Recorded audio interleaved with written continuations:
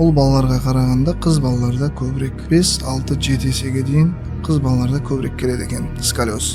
Қыз балалар сколиоз болуға бейімірек. Ой, ештеңе жоқ, әшейін шамал бүкірейіп тұр деп келеді көбісі, иә. Көбісі солай, ой, бүкірейген соны мына иығы бүйтеді тұрады дейді. На самом деле оны шешсең, ана жерде деген бүкіл букетті көресің, бүкіл букет уже. Ромыртқаның қисайы ол бүкіл ағзаға әсер етеді. Қазіргі таңда негізі көбінесе подростықтар ғой, былайша айтқанда подростықтар өте көп. Ата-аналарға негізі балалар шағымданады. Ана жерім ауырып жатыр, мына жерім ауырып жатыр деп. Бірақ ата-аналар көбінесе мән бермейді. Ол іштен қылмайды, ол іш ауырады, немесе арқасы ауырады, ана жер ауырады, ұрбаған шығар, или сырбаған шығар деген сияқты особо мән бермейді ата-аналар. Көбінесе 14-15 жастағы уже сколиоздары совсем нығайып алған сколиоздар болады ғой. Сол балдарымыз беліне көп не береді, айтады, шағым айтады. Белім ауырып келді деп. Азанда особенно тұрғанда кеудемді аламаймын деген балдар шағым айтады. Қайырлы күн, құрметті көрермендер, назарларыңызда омыртқа орталығы. Біз бүгін орталығымызда көп емдейтін сколиоз, лордоз, кифоз деген секілді дүниелерді осы жерде талдаймыз инструкторлармен, Қанат Қайратұлымен. Сонымен бүгін бізде қонақта омыртқа орталығының негізін қалаушы Қанат Қайратұлы, травматолог ортопед.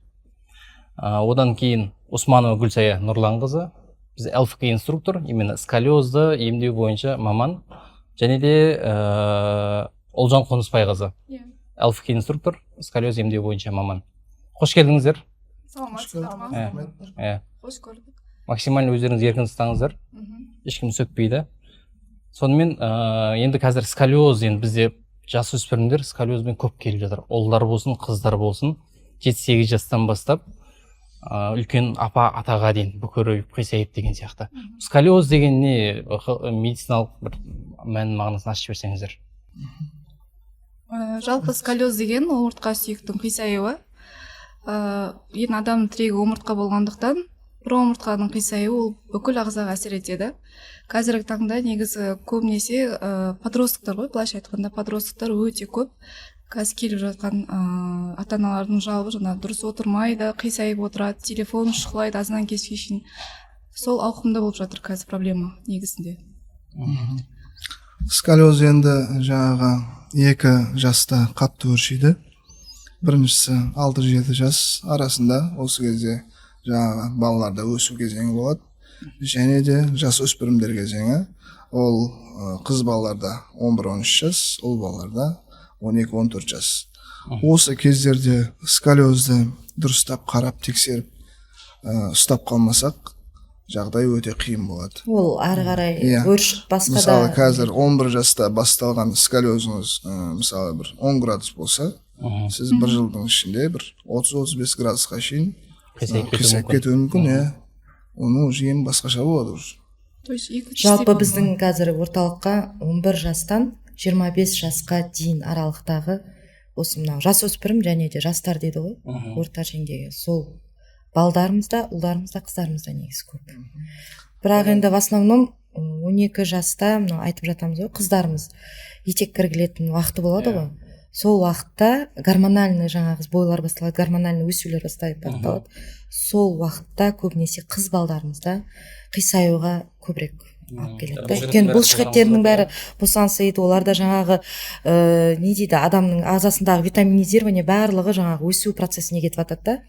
Етеккірдің келуіне, адам өзі қыз бала сол моментте негізі өзі әлсіз болады ғой, ол моменттер енді басталғанда. Ол момент өзі әлсіз болып тұрған, плюс еще мына жақта бұлшық еттің босаңсып бос тұруынан ары қарай қисаюға алып келіп жатады да көбінесе. Вот бізде соңғы кезде 12 жастан 18 жас аралық қыздарымыз көп қазір. Бірақ енді соңғы кезде қазір бір-екі аптадай болды, даже бір ай десек те болады, бір ұл балдарымызда қазір көбейді.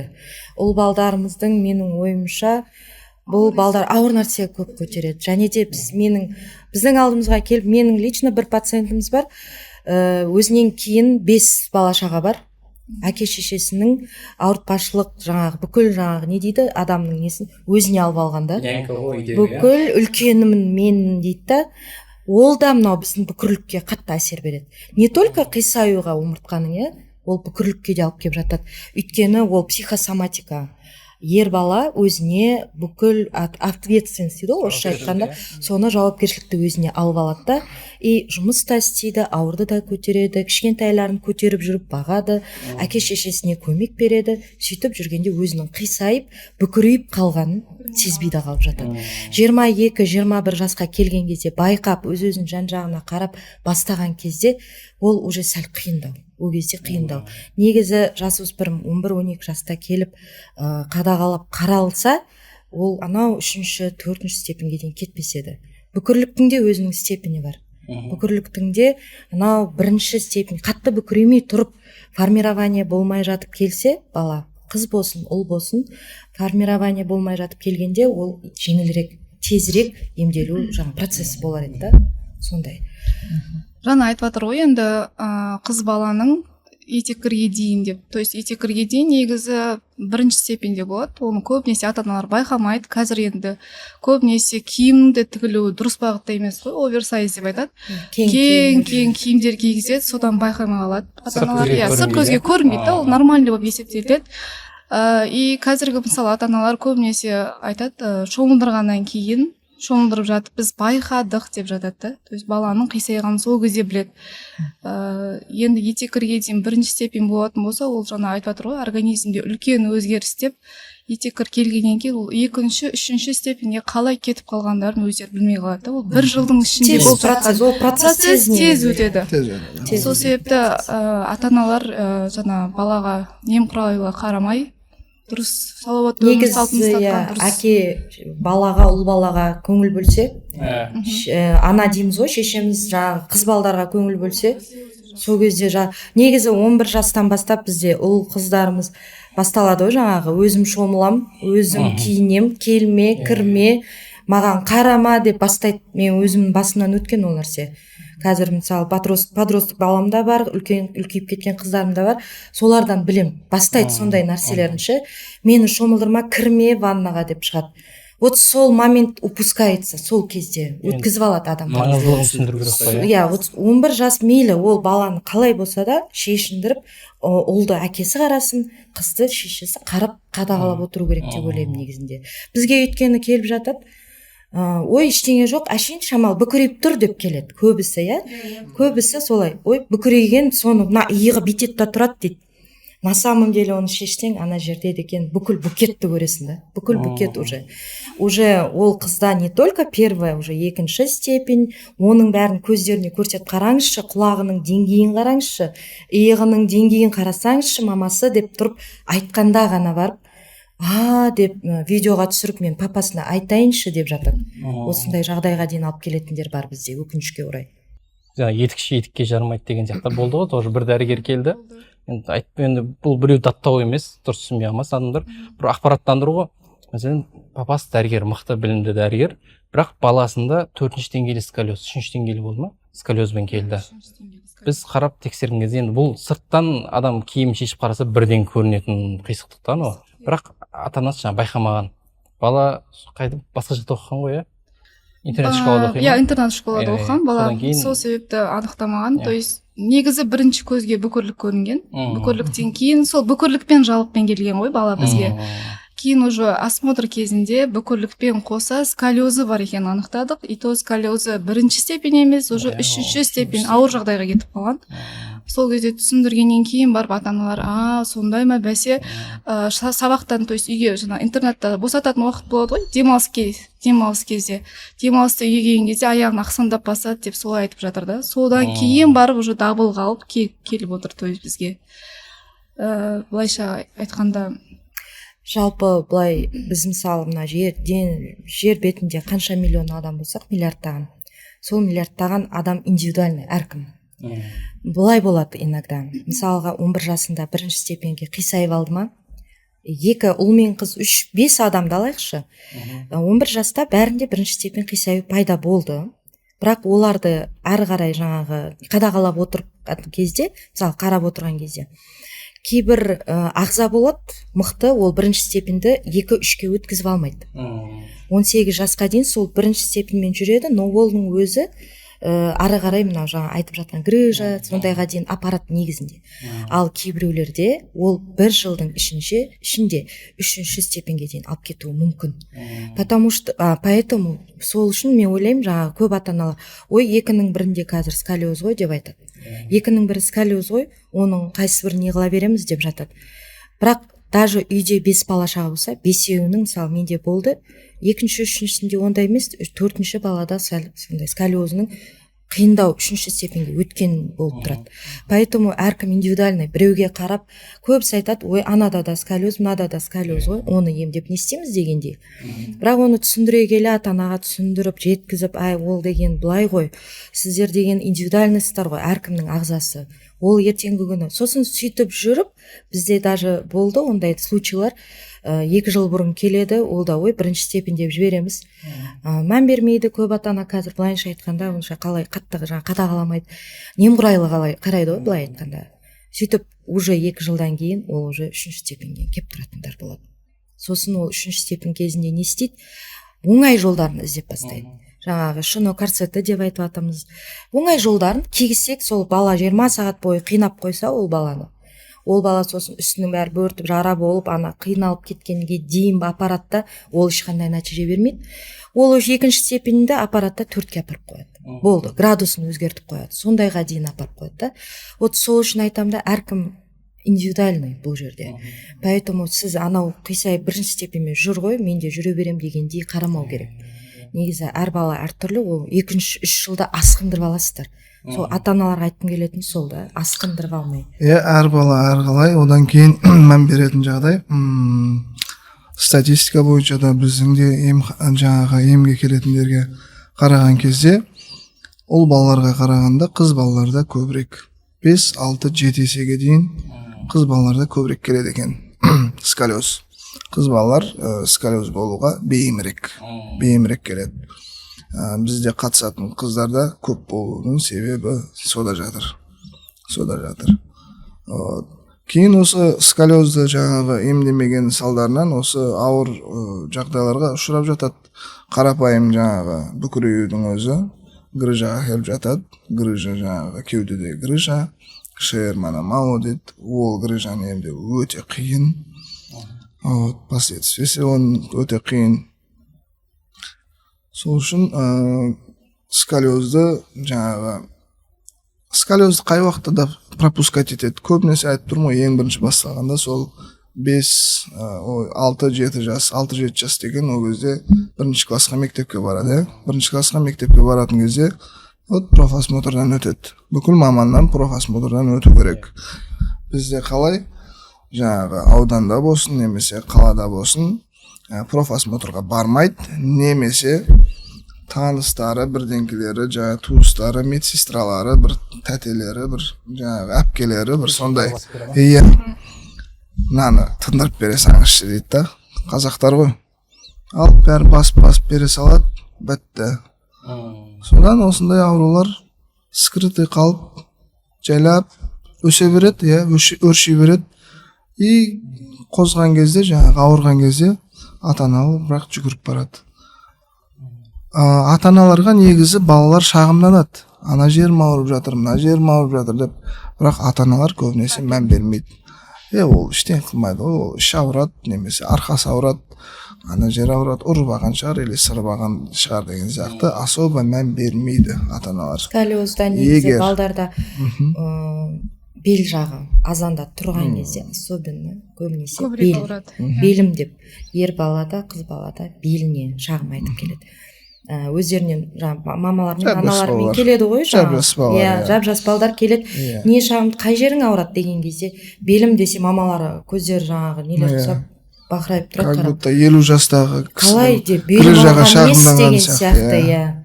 Сондай қылады да, но на самом деле ол нәрсе бар. Уже 14-15 жаста, көбінесе 14-15 жастағы уже сколиоздары совсем жаңа нығайып алған сколиоздар болады ғой. Сол балдарымыз беліне көп не береді, айтады, шағым айтады.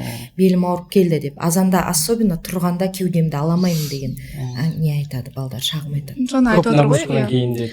Профосмотр деп ол негізі өте редко ғой. Профосмотрмен келіп сколиозды емдеп жатырмын деген. Особенно қазіргі таңда таңда осмотрда таныс массажисткам бар еді, арқасына массаж жасап жатып көрді, мына жері че-то омыртқа сүйегі қисық сияқты апарып көрсетіңізші деп. Ол енді қашан болды ол массаж десең, осыдан бір 2-3 ай бұрын ба, сол кезде айтқан еді, уже градус 2-3 айда да негізі ұлғаяды ғой. И екінші себеп жаңағы 11 класста көбінесе рентгенге түсіреді ғой, сол флюорографияға түсірдік, сол жерде кеуде тұсында сколиозы бар екен деп айтты. Оны ито мұғалімдер айтып жазып жібереді екен. Жазып жібереді. Сіз біздің медсестрамыз сізде мынандай жерде сколиоз деп айтып тұр, келіңізші, өтініш барыңызшы деп айтқан еді, сөйтіп келдім деп. Болмаса апарып көрсетіңізші балаңыздың омыртқасы қисық сияқты. Мұғалімдер айтып қана, медсестра, жаңа мектептің медсестрасы айтып қана келетін ата-аналар да алдымыздан өткен. То есть в основном жаңа массажисттер негізі массаж жасап жатып, осы бала жүрісі ұнамай жатыр деп айтады ғой. Көп адамдар сосын жаңағы ата-аналардың айтуы, осы өткен айда сол белім дегеннен кейін массажға апарып массаж жасаттық қой, қандай сколиоз деген сияқты айтты. Бірақ енді массаж жаңағы жалпы массаж олай емес деп айта алмаймыз. Массаж көмектеседі, егер комплексно бірге.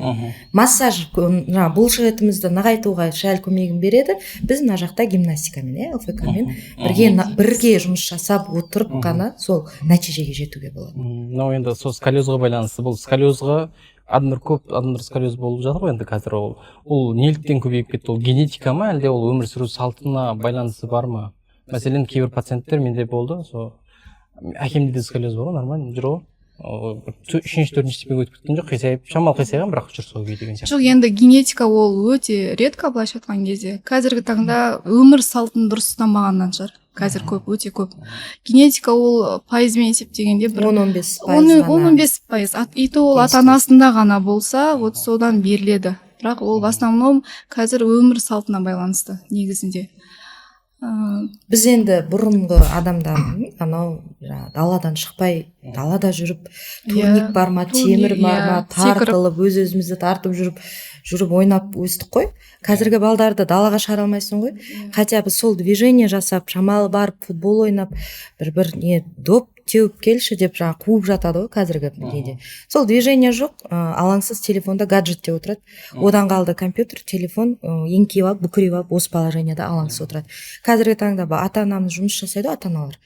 Азаннан кешке дейін ол кісілер жұмыста, каникул бойына, басқа сабақтан бос уақыттың бойында олар телефон. Ол ата-ана жаңа камера қойып қадағалап отырмайды оларды. Не істеп отырсың деп. А ол балдар өз не қылмас, жаңа несімен кетеді, өз еркілерімен телефон, жаңағы компьютер. Одан қалды қазір 11 класста көп жаңа балдар, қыздар қазір НТ дейді, дайындалады 11 класста.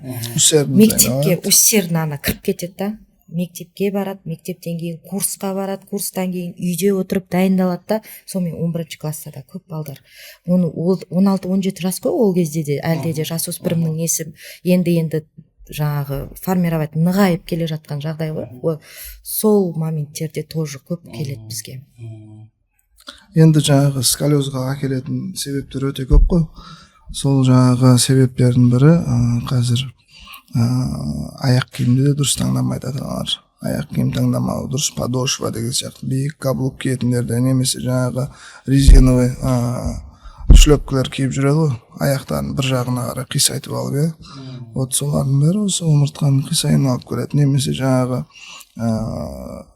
сумканы таңдаған кезде бір жақ иығымен тағып жүрсе деген сияқты, бір затты бір жағына қарай нетіп жүрсе, немесе осы партада дұрыс емес отыру, күні бойы дұрыс емес отырады, одан үйге келеді, жаңағы шай тамағын ішеді, қайттан үй жұмысын жасау керек, үй жұмысын жасайды, уақыт өткізеді, одан кейін жаңағы одан қала берді, соткасын шықылайды, немесе компьютерде отырады деген сияқты. Осының бәрі комплексно әсер етіп жатыр, былайша айтқан кезде комплексно әсер етеді. Енді ата-аналар айтады, осы сколиозды мысалы бізге айтамыз ғой, келгеннен кейін бізде арнайы жаттығумен емдейміз дейміз. Жаттығу деген енді оңай емес, дұрыс па? Жаттығу деген оңай емес. Ешқандай жаңағы неде, мысалы осы сколиозды емдеуде тек ЛФК және шрот терапиясы медицинский доказанный жаңағы дәлелденген научно дәлелденген жаңағы арнайы научный нелері бар, шығарған статьялар, олар эффект көрсетіп дәлелденген. Ал мысалы жаңағы басқада электрофорез или болмаса жаңағы физиотерапия или корсет или болмаса жаңағы нелер остеопат или болмаса массажист жаңағы нені массажбен сколиозды емдет деген научный работа жоқ. Научный работа жоқ. Өйткені сіз ол массажбен жаңағы қатып қалған омыртқаны ойлаңыз түзету деген қалай? Оңай емес. Ал жаңағы арнайы жаттығулардың, емдік жаттығулардың арқасында әр күн жаңағы микродвижение жасай отырып, микродвижение болады ол жерде, күнделікті микродвижение жасай отырып, солай нәтижеге жетеміз. Ал егер арасында болады, пациенттер нелерін үзет, уақыттарын. Уақыт үзген кезде уже нәтиже де уже кешеуілдейді. Нәтиже де кешеуілдейді. Өйткені сол үзілген уақытта микродвижение болмай қалды ғой. Болды, қалып қалды. Ол наоборот артқа қарай откат кетуі мүмкін. Түсіндіңіз ба? Двойной кетуі мүмкін да ол. Сол үшін бастағаннан кейін дұрыстап бастау керек. Дисциплина. Мысалы антибиотикті сіз бастайсыз, сізге врач 7 күнге жазып береді. 2 күн антибиотик аласыз да, 3-ші күн алмайсыз, 4-ші күн аласыз, 5-ші күн алмайсыз да, тағы 1 күн аласыз, сөйтіп через ден алсаңыз, ол антибиотикке де ертең чувствительность пайда болады. Организм үйренеді, иә. Наоборот, келесі жолы антибиотикті қабылдамайды, например. Сол сияқты әңгіме ғой бұл жерде де. Дәл солай ғой. Біздің де емді қабылдағаннан кейін, жаңа 1-ші, 2-ші дәрежелі сколиоз емдеген соң, жаңа емдеп боламыз ғой, полностью түзегеннен кейін, дәл солай соған дейінгі жаңа қалыпты өмір салтымен жүре беретін болса, өзгертпейтін болса, ол сүйек қайтадан қисайып кету дәрежесі бар да. Әдеттерін жаңарту керек. Дұрыс питание, жаңа айтқандай, дұрыс тамақтану, көбірек спортпен шұғылдану деген сияқты ғой негізі. Қазір енді көп жасөспірімдер питаниясы дұрыс емес қой, былайша айтқанда чипсы жей салады, кола, өте редко шығар, етті прям ет жеп, қымыз ішіп, құрт жеп жүрген, иә. Сол ата-аналар да жаңа айтады, неде осмотрда, осы балаға айтыңызшы, көбірек ет жесін, сорпа ішін деп айтыңызшы, сіз айтсаңыз тыңдайды дейді. Вот соның барлығы негізі қатты әсер етеді. Комплексный ем, комплексный емдеу керек. Енді ол жақсы жағдайда, например, пациент келіп, емін алып, түзеліп кетті. Ол жақсы жағдай, ол молодец. Екінші бір адамдар бар, мүлдем мән бермейді, 3-ші, 4-ші степен болды, сколиоз қисайып жүр. Осы кезде адамның өміріне қандай ауырт асқынулар болады? Ішкі органдарына деген сияқты, қандай осложнениялар бар?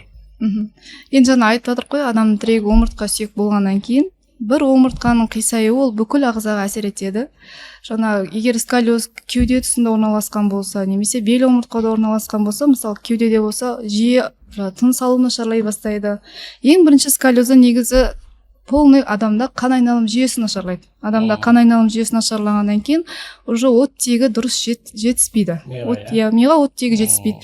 Енді миға жеткілікті оттегі жетіспегеннен кейін жиі бас ауырады. Сол себепті жаңа ата-аналар көбінесе айтады, ата-анадан бөлек үлкен жастағы азаматтар айтады, көбінесе басым ауырады, жиі шаршаймын, ұйқым келе береді, жата бергім келеді деп, соның барлығы негізі сколиоздан болуы мүмкін. Раздражительный эмоцияға қатты әсер етеді. Көбінесе қазір замкнутый, раздражительный, сосын бір сөз айтсаң дым жаңағы көтере алмайды, сондай реакция беріп. Сұрақ қойсаң жауап бермейді. Сосын ортада өз-өздерінің, сәл ортада сенімділік дейді ғой өздеріне, жасөспірімдер самооценкілері төменге түседі. Көбінесе бүкірейіп, әбден жаңағы ол бүкірейген сайын жақ сүйектері, бет асимметрия береді. Қисая бастайды. Осы бүкіреуге алып келетін бір себептердің бірі қыздарда жаңағы осы подросток кезінде кеуделер өсе бастайды ғой. Иә, содан комплекстайды. Көп қыздар ұялып жаңағы ұялғаннан бүкірейеді екен. Ол бүкіреу негізі үйден де басталады. Үйден, әкеден ұялғанынан көп әке шеше.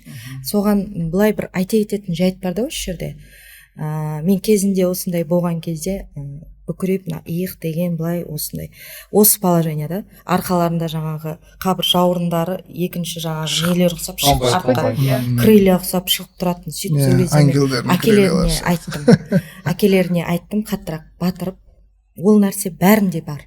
Бәрінде өсетін жағдай. Ол кәдімгі қалыпты өмір сен одан неге ұяласың деп айтшы сен деп айттым. Мен папаларына айттым. Сол попросить еттім, өйткені сіз айтсаңыз сәл болса да олар тыңдайды. Қыз ғой, сіз әкесіне сәл не қылады, тік жүр деп айтыңызшы деп, сөйтіп не қылғаннан кейін біраз өздерін деп, одан кейін ұялулар сәл басылып, кеңінен ашылып, жайылып сөйтіп жүретін болды да. Қыздар ұялып жатқанын өзі байқамауы Байқамай ол өздері комплекс деп ойлайды. Комплекс, олар просто соған осылайынан кетіп қалады. Олар оны ойлайды, что ертең мен бүйтіп жүремін да қайттан расправить етіп аламын оны, ол өзіне келеді деп. На самом деле ол процессте оларда уже көп нәрсе кетіп жатыр. Арқада сколиоз да кетіп жатыр, бүкірлік формирование болып жатыр. Олар өсіп жатыр ғой. Өсіп жатқаннан кейін сол формирование болып жатыр. Сол сколиоз болмаса да қарапайым бүкірліктің өзі мысалы 17-18 жасар қыздың өзінің сенімділігіне жаңағы қатты әсер етеді негізінде, иә. Үлкен жастағы 20-дан жоғары мысалы көп пациенттер бізге жүрек тұсындағы ауыр сезіммен келеді. Қанша кардиологқа барсам да, мен өзім лично стажымда жаңа 4 рет скорый шақырғам деді. 3 рет келді, қарады, эгоға түсірді, бәрі жақсы. 4-ші рет мен қабылдамай қойды деді. Бірақ мен сонда да мына жүрек тұсындағы ауырлық сезім кетпейді деп жатыр да. Сонымен осмотр кезінде қарасақ, именно сол кеуде тұсындағы сколиоз бар екен, 3-ші степенге кеткен. То есть жаңа айтып жатсыз ғой өзіңізде, сколиоз ол ішкі ағзаларға да қатты әсер етеді негізі. Жаңа тыныс алу, жүрек тұсындағы ауырлық сезім, іштің қатуы, соның барлығы негізі осы сколиоздан болуы мүмкін да. Тыныс алу жолдарының, даже тыныс ала алмай адам. Адышка болады, былайша айтқанда адышка. Енді омыртқа ғана қисаймайды ғой. Омыртқа, кеудеде мысалы жаңағы қабырғамыз бар, қабырға. Омыртқа қисайғаннан кейін қабырғалардың бәрі қисаяды бір жаққа қарай. Қысады. Ішіндегі органдардың бәрі бір жаққа қарай қысады. Өкпенің объемы уже қысқарады. Тыныс алу, одышка деген осы өкпенің қысылуынан пайда болады. Осыдан жаңағы жүректі де алып кетеді. Жүректің сырты бізде перикардпен қапталады. Перикард деген болады, сыртқы қабы. Осы келіп бір органға келіп жанасқан кезде сол ауру сезім беріп тұрады. Адамдар ойлайды, жүрегім ауырып жатыр дейді, барады, жаңағы айтпақшы, Кемелжан ханым айтпақшы, кардиологқа барады, бүкіл осмотрын жасайды, анализ жасайды, УЗИ жасайды, бәрі жақсы. Бірақ ауру сезім кетпейді. Осы жаңағы сколиоздың әсерінен болады. Егер осы жаңағы перикард келіп тұрған органнан перикард жаңағы жүректі екеуін ажыратсақ, содан кейін барып уже ауру сезім кетеді. Бізде ондай науқастар көп болды, оған арнайы біз кейін видеода түсірдік, солай адамдарға көрсету үшін. Сосын жасөспірімнің бойына қатты әсер етеді. Мысалға, көп ата-аналар бүкірлікпен деп ойлайды ғой, бүкірліктен бойы өспей жатыр деп. Осмотрда ашып қарасаң, сколиоз шығып тұрады. Сколиозда негізі бойдың активный ростына қатты әсер етеді. Мысалы, жасы қаншада деп сұрасаң 14-те, бірақ 14-ке сәйкес емес болып тұрады, бойы кішірейіп тұрады кішкене. Енді бұл жаттығуда аса қатты ұзын болып кетеді деп айта алмаймын, бірақ омыртқа сүйектің арасы ашылғаннан кейін ол полибом бойдың өсуіне әсер етеді. 4 сантиметрге дейін өсіп не бастайды. береді кәдімгідей балаға, мысалға Бізде келген фотолар бар емес пе? Бар. Даже отзывы бар. Өзінің табиғи орнына келеді. Өзінің орнына келеді. Ана өсіп жатқан кезде, активный рост кезде ол өсіп, жаңағы положено өзінің несімен кету керек қой. Ал ол жерде қисықтық тұрғаннан кейін ол каким-то образом ұстап тұрады. Мышцаның бәрі зажаты болып тұрады да. Ол өсе алмайды, зажаты болып тұрады. И біздің жаттығудан кейін, даже біздің курсты мысалы 2 ай толыққанда алып, курсымызды емделіп кеткеннен кейін де ата-аналар кейін связьға шығып жатады, бойы өсті 4 сантиметрдей, прям кәдімгідей біз не көрдік деп отырады. Кәдімгі жаңа ата-аналар бар ғой, қазіргі немқұрайлы қарамай толыққанды сол еміне қарап отыратын ата-аналар болады. Оларға рахмет, өте өлшеп бойын одан біткеннен кейін, жаңа лечение біткеннен кейін тағы 2 апта, 3 аптадан кейін бақылаңыздар деп айтып жүреміз да. 3 аптадан кейін бақылап, суретке түсіріп, қарап өздеріңіз сөйтіп отырыңыздар деп, бойларын даже өлшеп, бойымыз осындай өсті деп обратный связь беріп жататын ата-аналарымыз көп. Оларға көптен көп рахметімізді айтамыз. Немқұрайлы қарамай балдарын осылай жаңағы денсаулығына не. Осы ата-аналар демекші, ата-аналардың да әртүрі болады. Ата-аналар жаңағы біреу беспокойный болады, біреу не беспокойный жаңағы.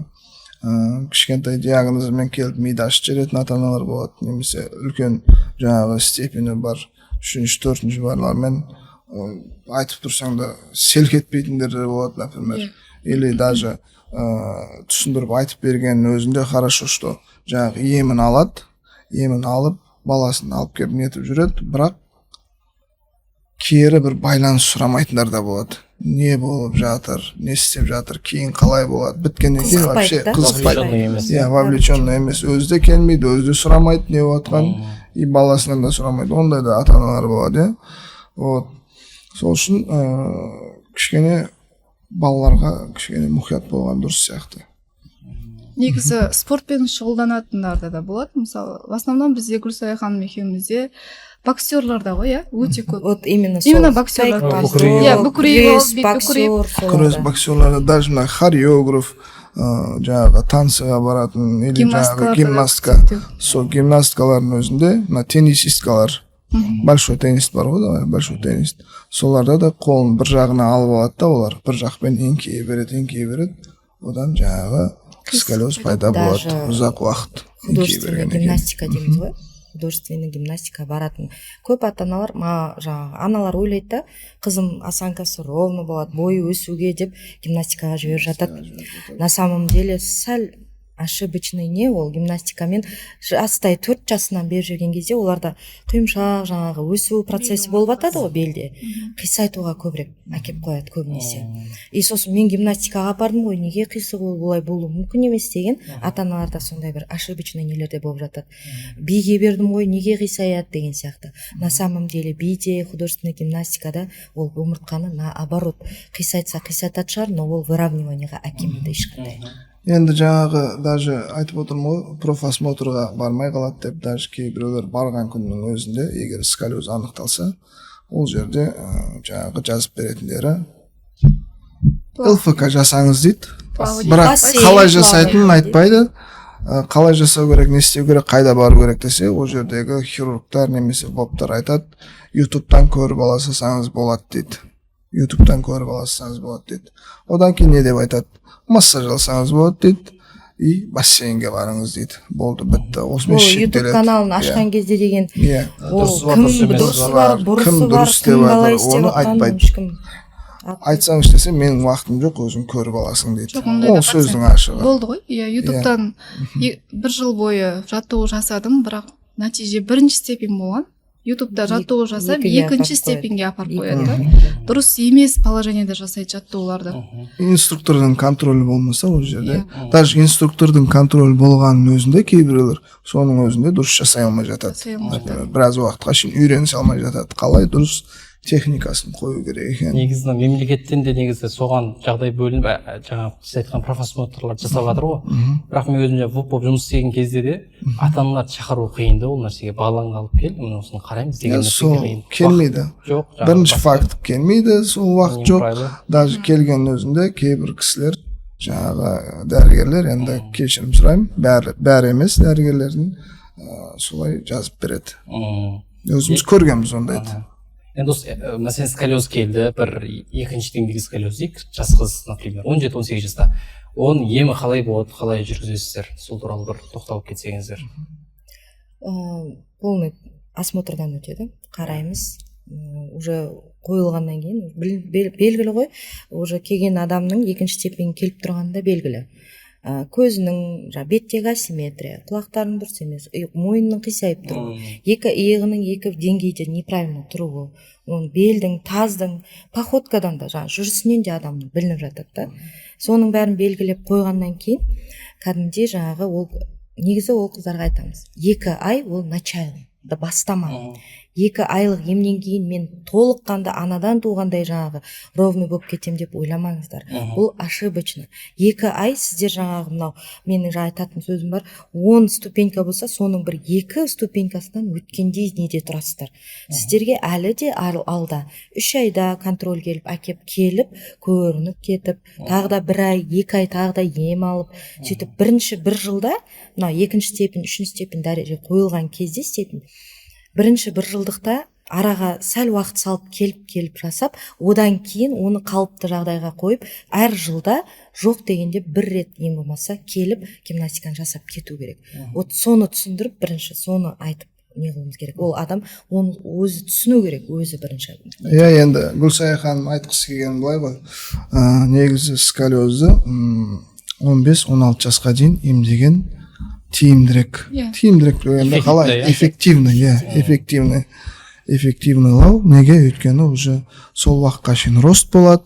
Сол рост болып жатқан кезде біз омыртқаны түзіліп үлгеруге шансымыз көбірек. Ал уже одан кейін де түзілуге болады, бірақ оған көп уақыт кетеді.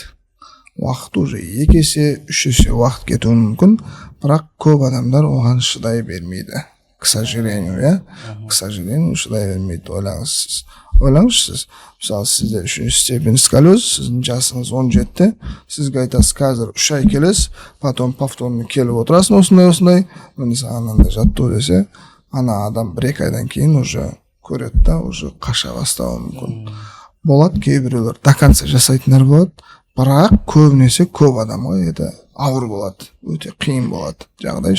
Сол үшін де жаңағы соған жеткізбей ертерек емделіп алса, ол оңайырақ болады. Біздің практикада болған үлкен кісілерде келеді ғой, тек қана жасөспірімдер емес, бізде мысалы 60-тағы, 70-тегі 60-тағы келіп жатады, 50-ден былай қарай да келеді. 60 жасар бір апамыз болды, қасында шалымен келді, енді қасында екеуі бірге, сөйтіп 3-ші степень дәреже, даже тіпті 4-ші степендегі дәреже, в общем, полный S-образный, S-долларовый сияқты қисайып алған. Ол уже нығайған, біраз уақыт болған, бірақ енді мына кісі айтады да, осы апаңды дейді түзелеп бер маған, түзелеп бер. Сындырып қанша не қылдық, сіз бұл жерде 6 ай жүрсеңіз де, бұл кісі де жасөспіріммен мен айтмайым, жасөспіріммен үлкен адамның айырмашылығы бар. 50 жылдан бері қисайып жүрген. Конечно, ол кісі 50 жыл бойы қисайып, сол положенияда нығайтып жүр да, и оны түзетіп бер, келген сайын, мені көрген сайын сөйтіп айтады да. И мен ол кісілерге айтамын, сіздерге қазір бірінші недегі ішкі ағзалардың ауырсынуымен, полный жаңағы дене, сіз азанда тұрған кезде ауырсыну сезесіз ғой, соны қайтаруымыз керек, және де ішкі ағзаларыңызды реттеуіміз керек. Қан айналым сізге бірінші очередте реттелу керек. Сіз қазір түзелу туралы емес, сол облегчение, бас аурулар, постоянно келген шағымдарыңызды, симптом шағымдарыңызды бірінші не қылуымыз керек. Ал мынау түзеліп кету деген, енді кешірім сұраймын, конечно, сіздің 50 жылғы нені, оны ешқандай, тем более 4-ші, 3-ші степенді өте қиын. Ол жасөспірімдерді егерде 3-ші курс степень болса да, оларды әлде де 6 ай болса, 1 жыл болса, реттеп беруге шанс бар. Бірақ үлкен кісілерде егер тұрақты жасаса, дисциплина, жаңағы айтып өткенімізде дисциплина болатын болса, и қадағалау біз жақтан ғана емес, ата-аналар жақтан да болса, нақты әдемі лечениеге жетуге болады. А вот енді үлкен кісілерде тек қана ішкі симптоматиканы кетіруге болады, сәл-сәл реттеп, омыртқа жаңа несін, ауырсынуларды, и дене, кеудені ашып, кеңінен тыныс алу жолдарын, жүрек қан тамырларын жаңа нелер жөндеуге болады. Осыны айта кетейін. Енді үлкен кісілерде көбінесе жаттығудан кейін уже бір 10 күн, былайша айтқанда 10 күнде айтады, түнгі ұйқым жақсарды, өзімді жеңіл сезінен бір ұшатындай, сондай бір нәтижеде болады деп. Жаңа айтып отыр ғой Гүлсая ханым, пациентка негізі тұрмыс құрғанға дейін 1-ші степень болған ғой ол кісіде. Уже тұрмысқа шыққан, бала босанған, емізген, арада біраз жыл өткеннен кейін 4-ші степеньге апарған, уже емделмейтін дәрежеге жеткізген да. Соның өзінде бізге келді, жалып, мысалы, оң жағында, оң жағындағы қабырға сүйегі төмен қарай қатты басылғанда, уже ішкі органдары қатты қысылғаннан кейін келіп бастаған бізге. Сол дәрежеге дейін апарудың мүлдем қажет жоқ. Көбісінде былай болады. 18 жаста көбісі байқап жатады. Өзінде 2-ші степень даже байқалып жатады. Мән бермейді, немқұрайлы келеді, осмотрға келеді, көреді. Сосын ол қыз бала ғой, енді 22-21 жасқа келеді, күйеуге шығады, бала босанады, емзеді, жаңағы Олжан ханым айтып өткендей. Сөйтеді да, оның дәрежесі тіпті мүлдем 3-ке өтіп кеткен кезде кейін барып келіп тұрады. Сол кезде емделгеніңізде бұл жағдай болмас еді. Өйткені әр бала босанған сайын адам өзіне, әйел адам жинайды ғой жаңағы бүкіл жаңағы. Одан кейін восстановление жасамаймыз ғой біз. Әйел адамдар оны мән беріп, восстановление күтініп, даже сол жаңағы емізгеннің өзі ол омыртқаға қатты влиять етеді. Емізіп, әбден сол баланы 40 минут бойынша емізіп отыру дегенде оңай емес қой, 1 сағат көлемінде. Соның барлығының восстановлениесін жасамайды. Енді былайша айтқан кезде сколиоз емдеген кезде ең бірінші айтып отыр ғой мына инструктор ханымдар, ең бірінші қан айналым жақсарады бұл жерде. Ең бір әсер ететіні қан айналымға. Қан айналым жақсарғаннан кейін ол кісінің жаңағы ұйқысы тынышталады, ауру сезімі кетеді деген сияқты. Жеңіл сезінеді, зат алмасу күшейеді. Зат алмасу күшейгеннен кейін бұл жерде уже жаңағы заттар дұрыс алмасқаннан кейін бұл жерде салмақ тастау да пайда болады. Көп адамдар айтады, салмақтар тастайды, очок кетеді деген сияқты. Одан кейін жаңағы өзінің бүкірейген қалпынан табиғи өзінің қалпына келген кезде уже рост, өсу пайда болады. Баланың или немесе жаңағы қыздың немесе басқа кісінің бойының өскенін көреміз осы жерде. Осы зат алмасудың әсерінен жас балдарда 11-12 жастарда байқайтыным ата-аналарының айтатындары аппетит жақсарып, тамақ жеп бастап, бүйтіп отыратын бала дейді, жеп бастады, сол мені қуантты деп келеді ата-аналар.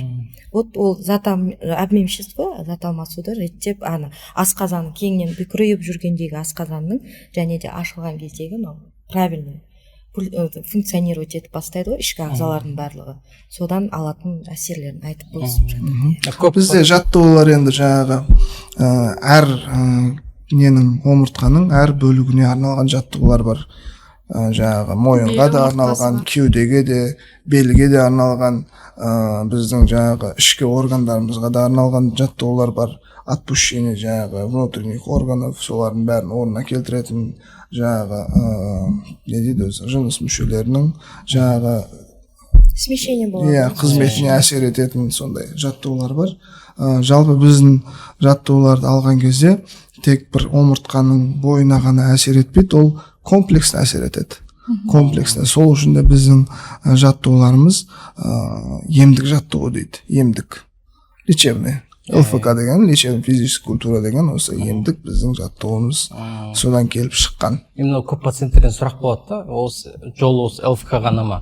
Бұдан басқа жол жоқ па? Жаңағы йога, пилатес, бассейн деген сияқтылар көмектеспей ма? Йога, пилатес дегендер бар, бірақ йога, пилатес дегендер жаңағы осы неге арналмаған.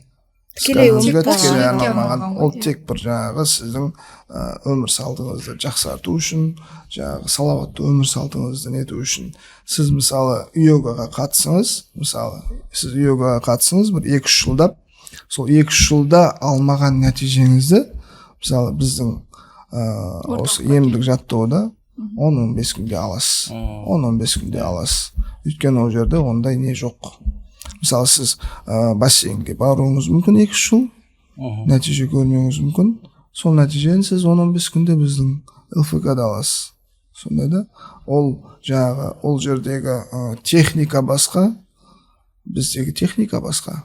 Бізде жаңағы 1 сағат бойы адам жасаған кезде кәдімгі бүкіл жерінен тер кетеді адамда. Тер кетеді. Арасында перерыв жасамасақ, адамдар соңында да шыдай алмайды бізде. Көбінесе бас айналады, жүрек айналады деген сияқты. Қан айналым күшейгеннен кейін әртүрлі жағдайлары болады. Кімде қай жерінде проблемасы бар деген сияқты. Ол негізі пилатес, йога дегенді бізде ата-аналарға айтып өттім ғой. Немқұрайлы қарамайтын ата-аналар келіп балдарын емдейді ғой.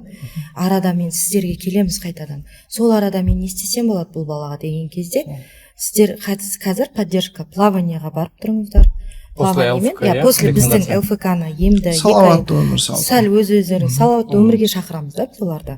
Кәдімгі баяғы бүкірейген нелеріңізге қайтып оралып алмаңыздар. Біздің емді поддержка жасап тұру үшін. Пилатес дегенді де, пилатесті көбінесе жас қыздарымыз, 20-дан асқан қыздарымыз, пилатеске барып тұрсам бола ма арада деп сұрайды. Поддержка болады дейміз, ол тоже мышцаға өте өзінің жақсы әсерін береді. Одан кейін жасөспірімдерді көбінесе мама папалары плаванияға жіберіп жатады арадағы біздің жаттығудың арасында. Но бірақ олар уже келеміз, келесі емге біздің көзіміз жетті деп көбінесе ата-аналар неғып жатады. И арада совет сұрағанда осы пилатес, йога дегендерді, йогамен бізде көбінесе 40-тан былай қарай әйел адамдарымыз көбінесе жақсы көреді. Сол кісілерге сол нәрселерін салауатты өмірге шақырамыз да. Ол просто поддержка. Ол кәдімгідей тікелей омыртқамызды реттеуге біздің гимнастиканың еміндей нәтиже бере алмайды.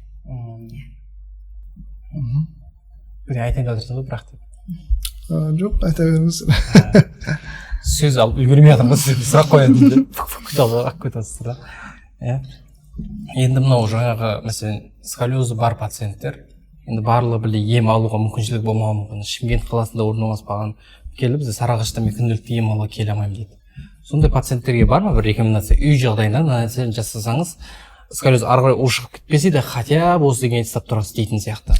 Енді былай ғой, мен айтайын сізге, Сарыағаштан да, Жетісайдан да, Арыстан да, жан жақтан келіп жатқандар бар. Ең басты мәселе бұл жерде, біз қазір онлайн бір жаттығу берсек ол кісілерге, ол кісілер дұрыс жасамай, наоборот хуже болуы мүмкін. Сол үшін келіп консультациясын алып, бізден жаттығуларын өтіп, үйреніп алса, ары қарай сол жаттығуды жасаса, оны біз құптаймыз. Сол кезде уже нәтижеге жетеді, результат алған. Ал қазір біз оған жаттығу береміз, онлайн ол жаттығу жасаса, ол біздің жаттығуымыздан да жаңа айтып тұр ғой, бас айналуы мүмкін, жаңағы аяқ қол мүмкін, жүрек айналуы мүмкін, ыңғайсыз жағдайлар болуы мүмкін, сондай қиын болып біздің қадағалауымызда отырған жаңа группада отырып жасап отырған қыздарымыз, балдарымыз, үлкен адамдарымыз да даже иногда ол жаттығуды дұрыс емес бағыттасып совсем біз былай десек маған ол дұрыс емес, ол мен қисық отырмын дейді. На самом деле ми сол қисықтыққа үйреніп қалғанда адамда сол қисықтықпен келеді да, и біз оны түзейін десек, ол сол түзегенді воспринимать ете алмайды. Сопротивление жасап отырады. Мен жоқ, сіздер мені қисық отырғызып қойыңыздар. Түсініңізші деп бәрін айтамыз да, енді түсініңізші, сіз әбден миыңыз сол қисықтыққа үйренді сіздің. Сіз енді қазір біз сізді жөндеп жатырмыз. Бізге көмегіңіз болсын, сіз бізге көмектесіңіз, біз де сізге көмектесеміз. Сіз хотя бы былай дегенді былай тартыңызшы. Поэтому жаңағы Қанат Қайратович айтып кеткенде, ол нәрсе қиын, оңай емес. Ол үйге берген жағдайда да ол кісі оны қалай орындайды? Соған байланысты. Біздің инструкторлар үйлеріне беріп жатады. Мысалы бізде воскресенье күні жұмыс жасамаймыз. Үйлеріне береді, жаттығу жасадың ба дейді, аман есен жасадым деп айта салуы мүмкін. Біз видеоға түсіріп алып кел деп айтамыз. Видеоға түсіріп алып кел дейді. Сондай жағдайға жеттік та, өйткені не, біз білеміз, что оны өтірік айтатын. Ол өтірік айтып жасалмай келсе, результат болмайды. Результат болмағаннан кейін ол айтады, кейін мына омыртқа орталығы дұрыс жұмыс жасамады деген сияқты. Былайша жаны қинағысы келмейді. Уже өзіңізде сондай ғой. отчетты уже видео отчет ретінде уже сұрауға тура келді. Көбінесе өзі 10-20 күн қатысқаннан кейін, или хотя бы 10 күн қатысқаннан кейін ғана барып, біз ол адамға уже ол түсіне бастайды ғой. Что к чему, нені тартып жатырмыз, қалай тартып жатырмыз дегенді түсініп бастағанда ғана барып, біз оларға үйге сондай нәрселер бере аламыз. Болады кейбір адамдар, бір ай келсе де қалай жасап жатқанын түсінбейді. Не жасап жатырмын, не жасап жатқанын түсінбейтін адамдар бар. Сондай адамдар бар. Ең соңында сұрайсың ғой, шақырып, қалай болды, жағдайыңыз қалай? Білмеймін, әйтеуір болды, не істедіңіз, мынау жаттығудан кейін қалай, мына жаттығудың аты қалай, қай жерді қалай тартады десең, түсінбейді, айтып бере алмайды да. Получается, келіп кетіп жүрді, например ше. Сондайларда пациенттер бар. Уақытын өткізу үшін келе алмай, үйінен әйелінен қашу үшін келе алмай, түсінбейсің. Сондай. Жақсы, рахмет. Сіздер тоқтату қиын болып жатыр ғой.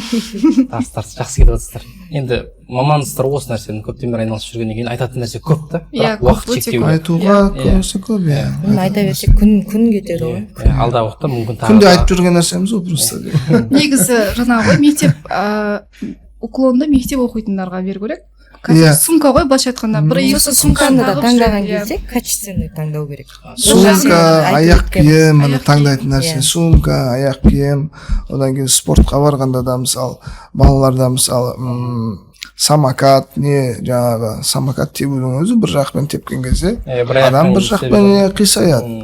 Ондай да әңгімелер бар да, например, не болады, не болмайды деген сияқты ондай нәрселер көп.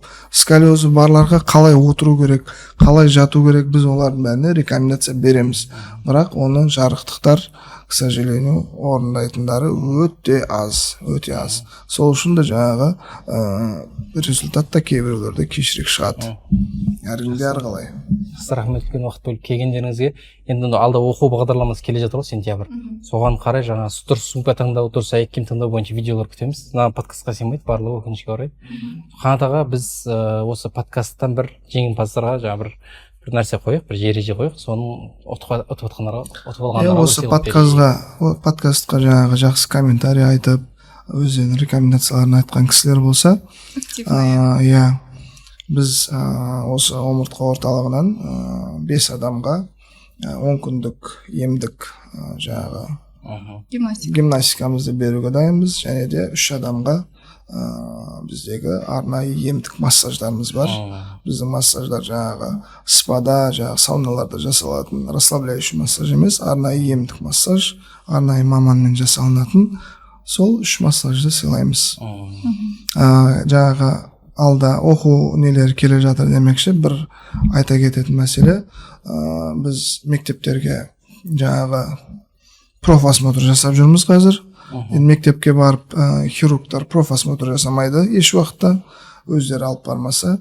Сол үшін бізде осы ханымдар бар профосмотр жасаған, осы қаланың біраз мектептеріне, биыл тағы да мектептерге жасаймыз. Үлгеру өте қиын, өйткені бір барғанда бірнеше адамға жасаймыз. Почти жасаған балалардың ішінде 90%-ға жуығы сколиоз балаларда. Өкініштісі. Өкінетін жағдай, ол күлетін жағдай емес, өкінетін жағдай. Сол үшін ата-аналарға айтатынымыз, балаларыңызға дұрыс кішкене қарап қойсаңыздар арқаларына. Сол. Жақсы, онда былай бір шарт қояйық. Осы подкасттан түйген ойларын өзінің комментарий жазсын, ютубтың астына. Сол комментарийді алып, инста парақшаға бөліссін, сториске. Омыртқа орталығын белгілеп, біз солардың ішінен бір 5 адамның жаңа ЛФК-ға, 3 адамның массажға таңдап ұсынайық. Уақыт бөліп келгендеріңізге рахмет. Құрметті көрермендер, осымен подкастымыз соңына жетті. Соңына дейін қойып, назар қойып тыңдағандарыңызға алғыс білдіреміз. Сау болыңыздар. Жақсы, подкаст пайдалы болды деген ойдамыз. Жақсы.